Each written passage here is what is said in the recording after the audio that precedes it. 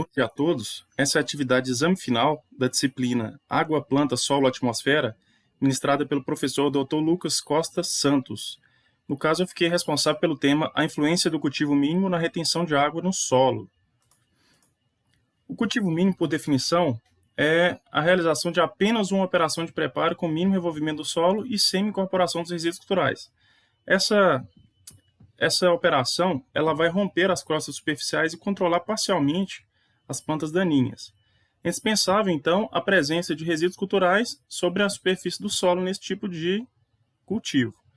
A utilização desse sistema promove inúmeros benefícios, como melhoria da estrutura, porosidade, retenção e infiltração da água no solo, atividade biológica, conteúdo do carbono orgânico e nitrogênio total do solo, capacidade de troca de cátions e conteúdos de nutrientes. Existem três variações do sistema de cultivo mínimo. São eles escarificação, gradagem pesada e o preparo com enxada rotativa. Como eu falei, só pode ser utilizado um tipo de variação. No caso, a escarificação ela mantém em média 70% da cobertura vegetal. As perdas de solo e água são reduzidas devido à existência de uma superfície rugosa ou superfície condicionada, como camalhões ou sulcos. No caso da gradagem pesada, o solo é invertido e a vegetação é picada e incorporada ao mesmo. Ou seja, o material vegetal superficial ele é incorporado ao solo. Ocorre a viragem do solo. E no caso da enxada rotativa, causa automobilização do solo, implicando na destruição da estrutura e pulverização do mesmo. A superfície do solo fica com pouca ou nenhuma vegetação, favorecendo a formação da crosta superficial. Ou seja, favorece mais a compactação, né? Desses três, o mais utilizado e o mais eficiente é a escarificação. As vantagens e desvantagens desse tipo de cultivo. Ele reduz o tráfego de máquinas, implementos agrícolas e combustível e também, consequentemente, o valor, né, o gasto que o produtor vai ter. Reduz a compactação, porque ele vai diminuir o tráfego de máquinas, melhora a infiltração da água e diminui as perdas de solo e água por lixiviação e erosão. Utilização mais intensa da área de plantio, já que o intervalo entre a colheita e o replantio vai ser menor, porque vão ser necessárias menos entradas, né? menos atividade nessa área de plantio, e ele também favorece o controle de plantas daninhas, como a tiririca e a grama seda. As desvantagens. Não pode ser aplicado onde há necessidade de mudar o esquema de campo e alinhamentos das ruas, ele tem que seguir um alinhamento pré-determinado, no caso, algo que já existisse no cultivo convencional, na época de preparo da área, né? Ao longo do tempo, podem aparecer pé de grade, dependendo do tipo de implemento utilizado, como eu falei no slide anterior, né? O subsolador, ele tende a evitar esse aparecimento de pé de grade, o escarificador e subsolador. Não pode ser aplicado nas áreas que necessitam de correções drásticas, no caso, áreas com pH muito alterado ou que precisam de uma correção de calcário ou de gesso muito drástica na área. Não se deve aplicar um método onde há necessidade de combater pragas de solo e soqueira. Existem algumas pragas que elas necessitam ser expostas, né, para a radiação solar conseguir eliminá-las. Então, no caso, como ele não movimenta toda a área, como um disco de arado, por exemplo, ele não revira o solo e essas pragas elas vão se manter nesses locais.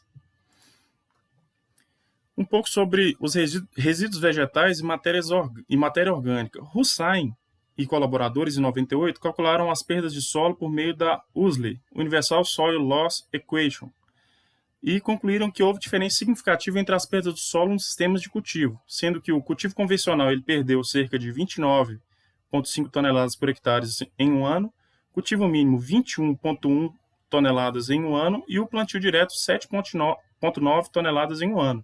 Logo a gente vê que quanto mais conservador é o tipo de cultivo, partindo do convencional para o plantio direto, a gente tem menos perda de solo. Isso por quê? Porque eles deixam o sistema de plantio tendendo do convencional ao direto, ele deixa maior quantidade de resíduo vegetal presente na superfície do solo nesse sistema, o que evita com que ocorra erosão ou alteração da estrutura do solo, né? Essa estrutura ela é mantida, as raízes elas permanecem no local, a matéria orgânica, o solo não é lixiviado, então a gente tem menos perda de solo. O que a gente pode ver nessa figura, né, que o solo convencional ele não tem microporos ou macroporos bem estruturados. Ele é bem compactado, né, ele é bem fechadinho. Enquanto que o solo orgânico a gente tem a presença de raízes, de matéria orgânica, de macroindivíduos e microindivíduos que vão favorecer a formação desses microporos e macroporos e manter a estrutura do solo. Aqui a manutenção da compactação do solo utilizando técnicas biológicas, né? Aqui a gente pode ver um solo com bastante matéria vegetal, a gente pode ver que ele forma colóides, né? Ela tem uma estrutura um pouco mais coesa, o que dificulta a erosão, né, a lixiviação e a importância da rotação de cultura. O que acontece?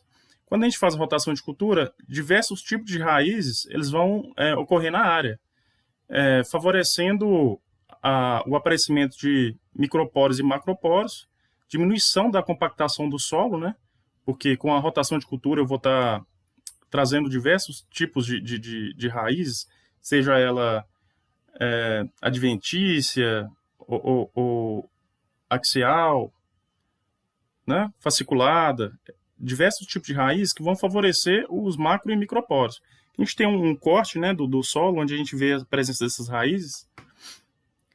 E aqui uma monografia que eu achei muito interessante, que abordou os indicadores físicos de qualidade de um latossolo sob diferentes sistemas de uso e manejo, onde a autora Rocha, né, ela compara a mata nativa, preparo convencional, cultivo mínimo e pastagem.